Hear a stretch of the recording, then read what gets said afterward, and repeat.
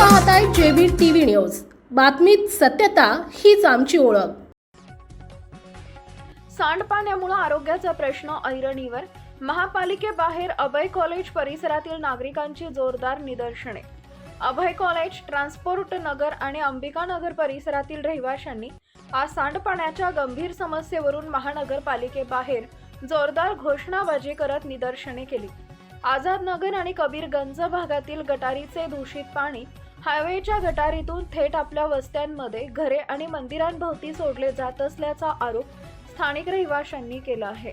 या सांडपाण्यामुळे आरोग्याचा प्रश्न गंभीर बनला असून दुर्गंधीमुळे नागरिक त्रस्त झाले आहेत। प्रशासनाच्या दुर्लक्षामुळे दोन समाजात तणाव निर्माण होण्याची शक्यता आणि हे जाणीवपूर्वक केले जात असल्याचा संशय नागरिकांनी व्यक्त केला आहे। या प्रकरणाची प्रशासनाने तत्काळ दखल घेऊन तोडगा न काढल्यास सहकुटुंब बेमुदत उपोषण करण्याचा इशारा प्रशासनाला दिलेल्या निवेदनातून देण्यात आला आहे। यावेळी परिसरातील नागरिक मोठ्या संख्येने उपस्थित होते। मुख्य संपादक जतीन बोरसे। धुळे महापालिका हद्दीमधील हायवे लगत जे अभय कॉलेज आहे, ट्रान्सपोर्ट नगर आहे, तिथे दत्तदेवाचं मंदिर आहे आणि मागच्या परिसरामध्ये पूर्ण मुस्लिम बहुल एरिया आहे।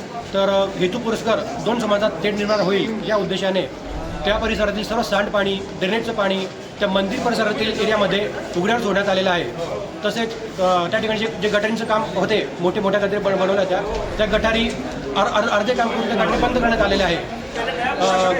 जर 8 दिवसात जर आमचे निवेदन स्वीकार करून जर याचा बंदोबस्त केला नाही, घाण पाण्याचा निचरा तिथे संपवला नाही, बंद केला नाही, तर मोठे आंदोलन उचलण्यात येईल आणि दोन समाजामध्ये जर तेढ निर्माण झाल्यास त्याला प्रशासन पूर्णपणे जबाबदार राहील। आपल्या परिसरातील महत्त्वाच्या बातम्या पाहण्यासाठी आजच आमच्या जेबी टीव्ही न्यूज चॅनलला YouTube वर सबस्क्राइब करा आणि